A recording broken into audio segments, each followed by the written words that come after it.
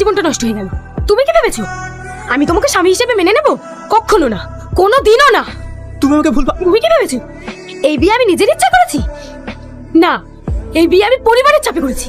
আমি তোমার সাথে কোনোদিনও সংসার করবো না। তুমি দিদির সাথে সাথে আমার জীবনটাও শেষ করে দিলে। ঠিক আছে, তুমি কি চাও? মুক্তি, মুক্তি চাই।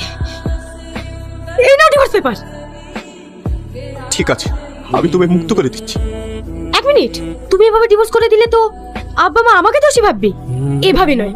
বেশ, ঠিক আছে, একদিন আমি সব ভুল নিজের ঘাড়ে নিয়ে তোমাকে আমি মুক্ত করে দেব।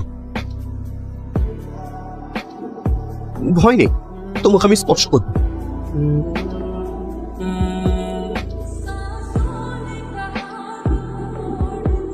যাই বলো, এতদিন পর আবার এই সংসারটা পরিপূর্ণ হয়ে উঠেছে।